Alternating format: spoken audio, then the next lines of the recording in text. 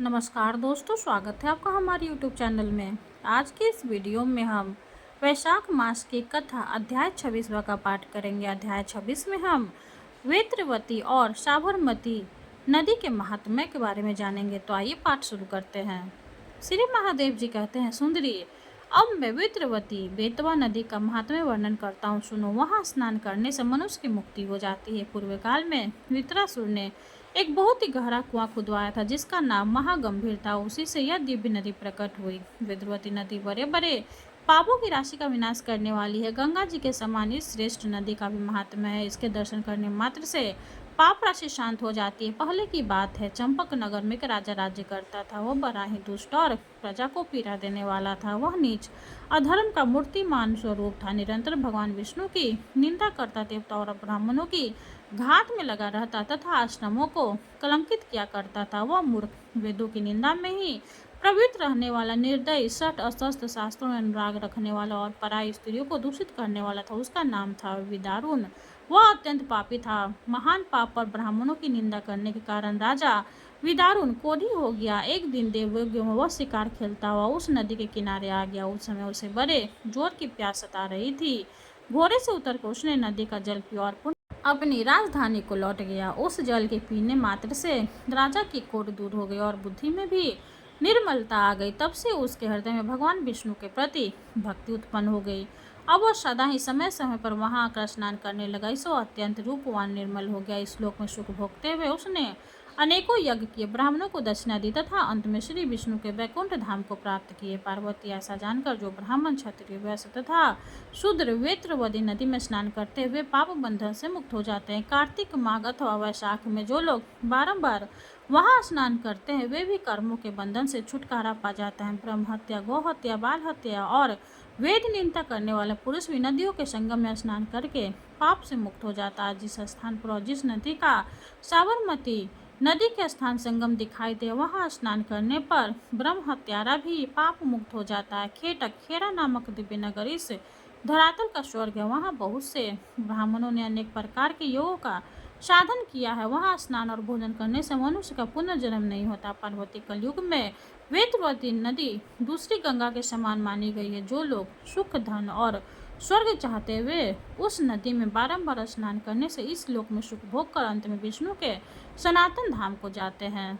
सूर्य वंश और सोम वंश में उत्पन्न क्षत्रिय वेत्रवती नदी के तट पर आकर उसमें स्नान करके परम शांति पा चुके हैं। यह नदी दर्शन से, दुख और स्पर्श से मानसिक पाप का नाश करती है। इसमें स्नान और जलपान करने वाला मनुष्य निस्संदेह मोक्ष का भागी होता है। यहाँ स्नान, जप तथा होम करने से अच्छा फल की प्राप्ति होती है। वाराणसी तीर्थ में जाकर जो भक्तिपूर्वक चांद्रिय अनुव्रत का अनुष्ठान करता है और वहाँ उसे जिस पुण्य की प्राप्ति होती है, उसे वह वेत्रवती नदी में स्नान करने मात्र से पा लेता है। यदि वेत्रवती नदी में किसी की भी मृत्यु हो जाती है, तो वह चतुर्भुज होकर विष्णु के परम पद को प्राप्त होता है। पृथ्वी पर जो तीर्थ देवता और पितर, वे सब वेत्रवती नदी में वास करते हैं। महेश्वरी में विष्णु, ब्रह्मा, देवगण तथा महर्षि, ये सब के सब वेत्रवती नदी में विराजमान रहते हैं। जो एक, दो अथवा तीनों समय वेत्रवती नदी में स्नान करते हुए निश्चय ही मुक्त हो जाते हैं। देवी, अब मैं साबरमती नदी के महात्म्य का यथावत वर्णन करता हूँ।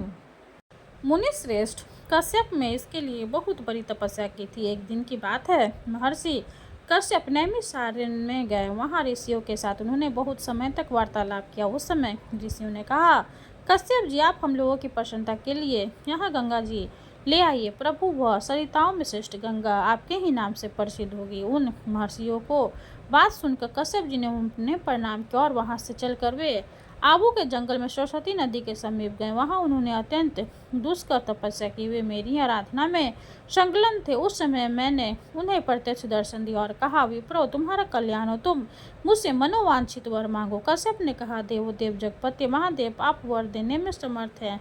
आपके मस्तक पर जो ये परम पवित्र पाप हारनी गंगा स्थित है, इन्हें विशेष कृपा करके मुझे दीजिए। आपको नमस्कार है। पार्वती, उस समय मैंने महर्षि कश्यप से कहा, द्विज श्रेष्ठ, लो अपना वर। योग कर मैंने अपने मस्तक से एक जट्टा उखाड़कर उसी के साथ उन्हें गंगा को दिया। श्री गंगा जी को लेकर द्विज श्रेष्ठ कश्यप बड़ी प्रसन्नता के साथ अपने स्थान को चल गए। गिरिजे, पूर्व काल में विष्णु लोक की इच्छा रखने वाले राजा भागीरथ ने मुझसे गंगा जी के लिए याचना की थी।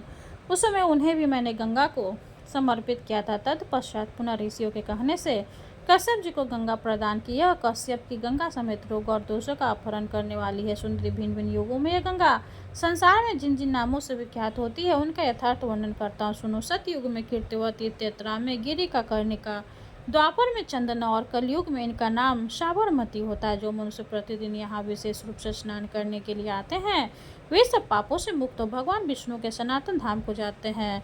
पलछावतरण तीर्थ में सरस्वती नदी में, केदार क्षेत्र में तथा कुरुक्षेत्र में स्नान करने से फल होता है। वह फल साबरमती नदी में नित्य स्नान करने से प्रतिदिन प्राप्त होता है।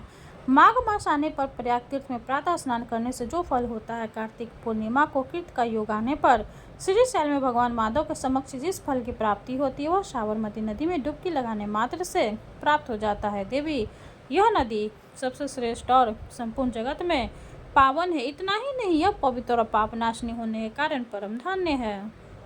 देवेश्वरी, पीति तीर्थ तथा तीर्थों सहित प्रयाग, माधव सहित भगवान वेटकेश्वर, दशाश्वर, मेध तथा गंगाद्वार ये सब मेरी आज्ञा से साबरमती नदी में निवास करते हैं। नंदा, ललिता, सप्तधारक, मित्रपत, भगवान शंकर का निवास भूत केदार तीर्थ, सरवती धर्म, गंगा सार, सत्य जल के जल से भरे हुए कुंड में ब्रह्मसर तीर्थ तथा नैमिष तीर्थ भी मेरी आज्ञा से सदा साबरमती नदी के जल में निवास करते हैं। श्वेता, बल्किनी, हिन्नमयी, हस्तमती तथा सागर गामनी नदी, ब्रह्मत्रयधयनी ये सब पितरों को अत्यंत प्रिय तथा श्राद्ध का कोटि गुना फल देने वाली है। वहाँ पुत्रों को पितरों के हित के लिए पिंड दान करना चाहिए। जो मनुष्य वहाँ स्नान और दान करते हैं वे इस लोक में सुख भोग कर अंत में भगवान विष्णु के सनातन धाम को जाते हैं। नीलकंठ तीर्थ, नंदहर तीर्थ, रुद्र हृदय तीर्थ, पुण्य में रुद्र महालय तीर्थ, परम पुण्यमयी मंदाकिनी तथा महानदी अछोदा ये सब तीर्थ और नदियाँ अव्यक्त रूप से साबरमती नदी में बहती रहती है। धूम्र तीर्थ, मित्रपद, बैजनाथ, द्विजदर,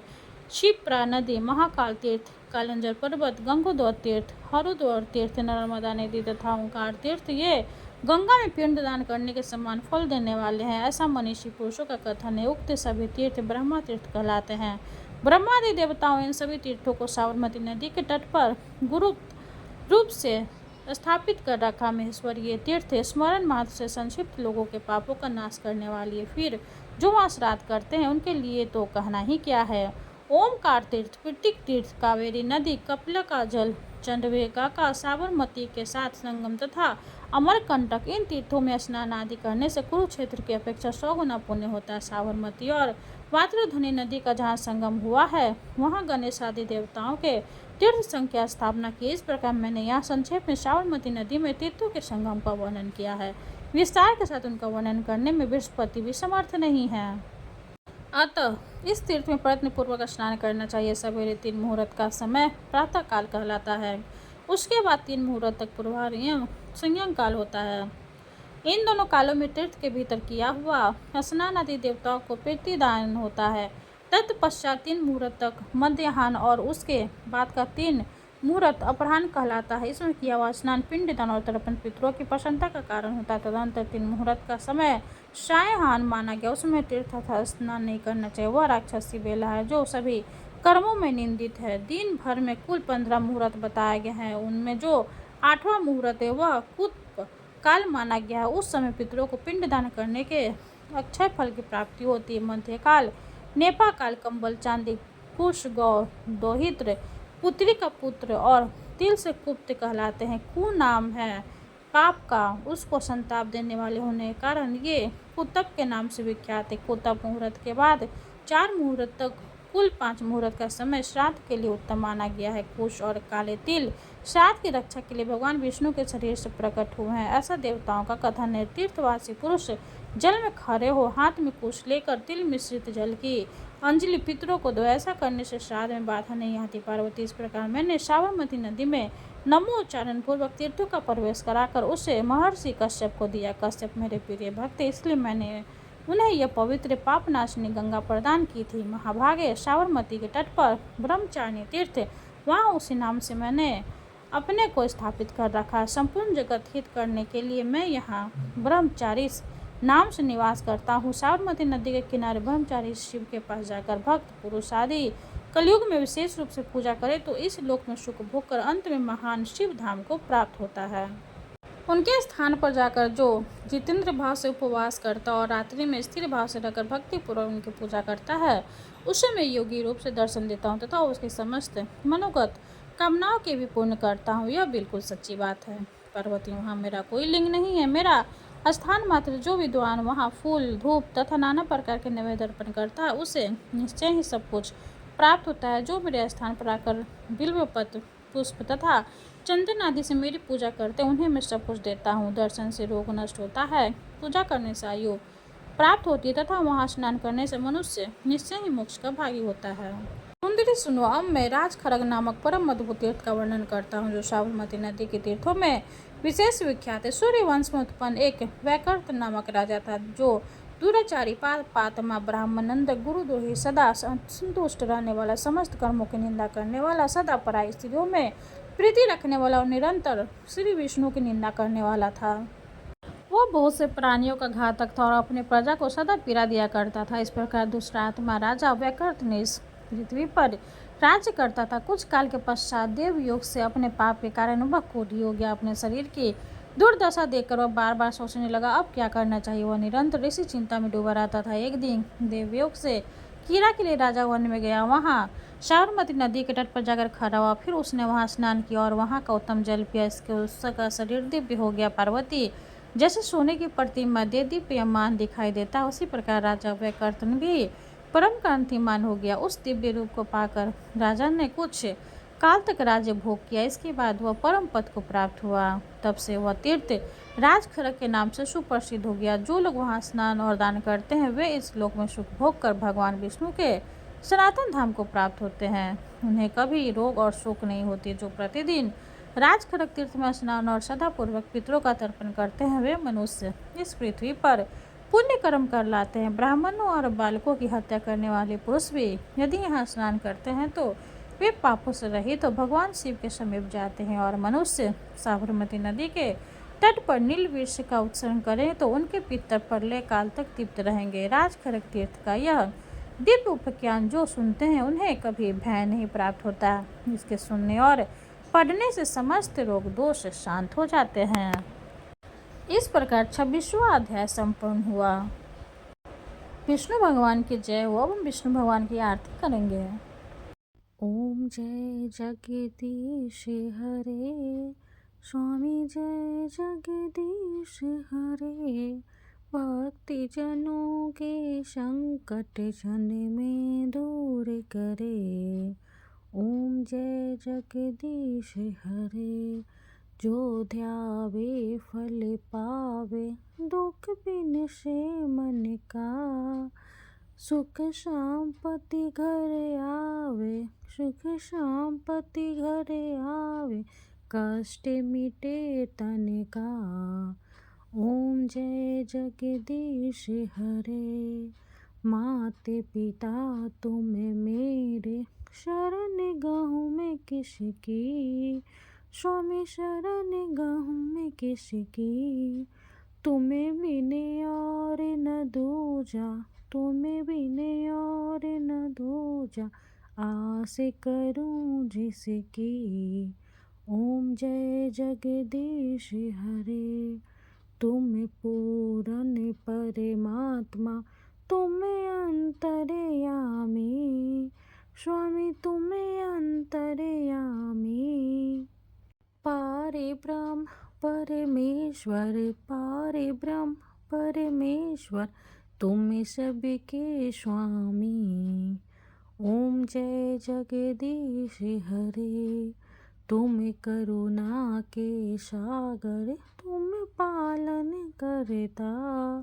स्वामी तुम पालन करता। मैं मूरख खल कामी, मैं मूरख खल कामी। कृपा करो भरता। ओम जय जगदीश हरे। तुम हो एक अगोचर, सबके प्राणपति। स्वामी सबके प्राणपति। किस विधि मिलूं दया में, किस विधि मिलूं दया में। तुमको मैं कुमति। ओम जय जगदीश हरे। दीन बंधो दुख हरता तुम ठाकुर मेरे, स्वामी तुम ठाकुर मेरे। अपने हाथ उठाओ, अपने हाथ उठाओ, द्वार पर तेरे। ओम जय जगदीश हरे। विषय विकार मिटाओ, पाप हरो देवा, स्वामी पाप हरो देवा। श्रद्धा भक्ति बढ़ाओ, श्रद्धा भक्ति बढ़ाओ, संतन की सेवा। ओम जय जगदीश हरे। तन मन धन और संपत्ति सब कुछ है तेरा, स्वामी सब कुछ है तेरा। तेरा तुझको अर्पण, तेरा तुझको अर्पण, क्या लागे मेरा। ओम जय जगदीश हरे। जगदीश्वर जी की आरती जो कोई नर गावे, स्वामी जो कोई नर गावे। कहते शिवानंद स्वामी, भजते शिवानंद स्वामी, मन वांछित फल पावे। ओम जय जगदीश हरे। विष्णु भगवान की जय हो। वीडियो अगर अच्छी लगे तो लाइक कर दे, चैनल को सब्सक्राइब कर दे। धन्यवाद।